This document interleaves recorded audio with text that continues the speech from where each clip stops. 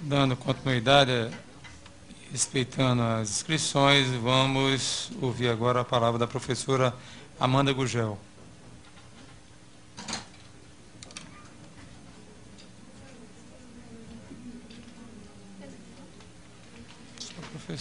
Bom dia a todas e todos. Durante cada fala aqui, eu pensava em como organizar a minha fala, né? Porque, assim, são tantas questões a serem colocadas e tantas angústias, né, do dia a dia, de quem está em sala de aula, de quem está em escola, e eu queria, pelo menos, conseguir sintetizar minimamente essas angústias. Mas também, como as pessoas apresentam muitos números, e como sempre colocam, os números são irrefutáveis, eu gostaria também de apresentar um número para iniciar a minha fala, que é um número composto por 3 algarismos apenas, bem diferente dos outros números que são apresentados aqui com tantos algarismos, que é o número do meu salário, né? Um 9, um 3 e um 0. Meu salário base, R$ 930. E aí eu gostaria de fazer uma pergunta a todas e todos que estão aqui, sim, nível superior, com especialização. Se vocês conseguiriam, mas também respondam só se não ficarem constrangidos, obviamente. Se vocês conseguiriam sobreviver ou manter o padrão de vida que vocês mantêm com este salário? Não conseguiriam. Certamente, esse salário ele não é suficiente para pagar nem a indumentária, né, que os senhores e as senhoras utilizam para poder frequentar esta casa aqui. Não é? Então, assim, a minha fala não poderia partir de um ponto diferente desse, porque só quem está em sala de aula, só quem está pegando 3 ônibus por dia para poder chegar ao seu local de trabalho, um ônibus precário, inclusive, é que pode falar com propriedade sobre isso. Fora isso, qualquer colocação que seja feita aqui, qualquer consideração que seja feita aqui, é apenas para mascarar uma verdade, que é uma verdade visível a todo mundo, que é o fato de que, em nenhum governo, em nenhum momento que nós tivemos no nosso estado, na nossa cidade, no nosso país, a educação foi uma prioridade. Em nenhum momento. Certo? Então, assim, me preocupa muitíssimo a fala da maioria aqui, inclusive da secretária Betânia Ramalho, com todo respeito, que não vamos falar da situação precária, porque isso todo mundo já sabe. Como assim não vamos falar da situação precária? Gente, nós estamos banalizando isso daí. Estamos aceitando a condição precária da educação como uma fatalidade. Estão me colocando dentro de uma sala de aula com um giz e um quadro para salvar o Brasil, é isso?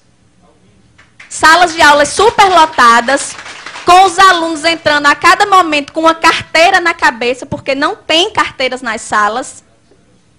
Sou eu a redentora do país? Não posso, não tenho condições. Muito menos com o salário que eu recebo.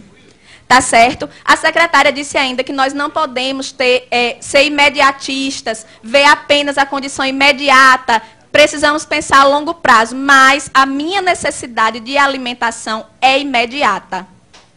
A minha necessidade de transporte é imediata. A necessidade de Jéssica de ter uma educação de qualidade é imediata. Certo? Então, eu gostaria de pedir aos senhores, inclusive, que se libertem dessa concepção errônea, extremamente equivocada, isso eu digo com propriedade, porque sou eu que estou lá, inclusive, além, propriedade maior até do que os grandes estudiosos, parem de associar a qualidade de educação com professor dentro de sala de aula. Parem de associar isso daí. Porque não tem como você ter qualidade em educação com professores 3 horários em sala de aula. Certo? Porque é assim que os professores multiplicam os 930. 930 de manhã, 930 à tarde, 930 à noite, para poder sobreviver. Não é para andar com bolsa de marca, nem para usar perfume francês. Certo? É para ter condição de pagar a alimentação dos seus filhos. É para ter condição de pagar uma prestação de um carro, que muitas vezes eles compram, para poder se locomover mais rapidamente entre uma escola e outra, e que eles precisam escolher o dia em que vão andar de carro, porque não tem condição de comprar o combustível. Tá certo? Então, a realidade nossa, o cenário da educação no Rio Grande do Norte hoje é esse. E eu não me sinto constrangida em apresentar o meu contra-cheque, nem a aluno, nem a professor, nem a nenhum dos senhores aqui, porque eu penso que o constrangimento deve vir de vocês. Sinto muito, eu lamento, mas deveriam todos estar constrangidos, entende? Então, assim, entra governo e sai governo, e eu peço desculpa mais uma vez, Betânia, mas não tem novidade na sua fala. Sempre o que se solicita da gente é paciência, é tolerância. E eu tenho colegas que estão aguardando pacientemente há 15 anos, há 20 anos, por uma promoção horizontal. Professores que morrem e não recebem uma promoção. Então, eu quero pedir à secretária, em primeiro lugar, paciência também, porque nós não aguentamos mais esse discurso. Não aguentamos. O que nós queremos é objetividade. Como é que é? Queremos sair desse impasse? Queremos. Mas como? Sem nenhuma proposta, de mãos abanando? Voltar mais uma vez desmoralizado para a sala de aula, para o aluno dizer, professor, a gente ficou aqui sem ter aula e só isso. Vocês receberam R$20, R$30, dão risada. Pedimos ainda, secretária, respeito.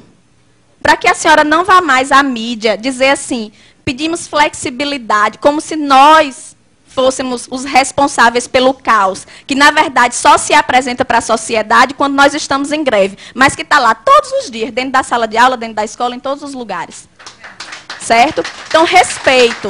Não se refira à nossa categoria dessa forma, não se refira. Nem se refira apenas como se fosse a direção do Síndico que está querendo fazer essa greve. Não é não, é 90% da categoria.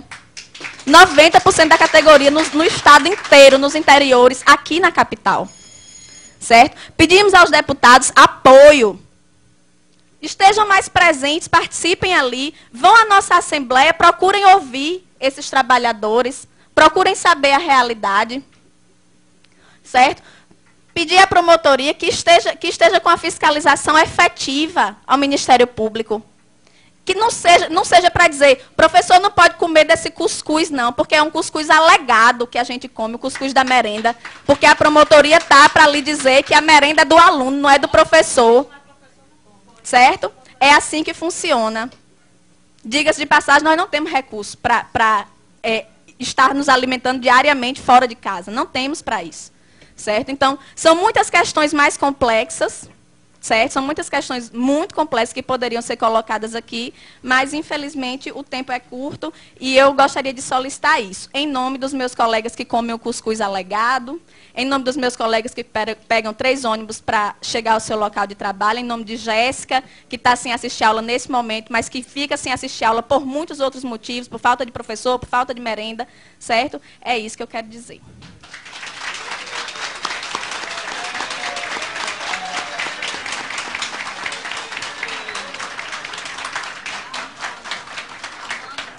Parabéns à professora Amanda Gurgel.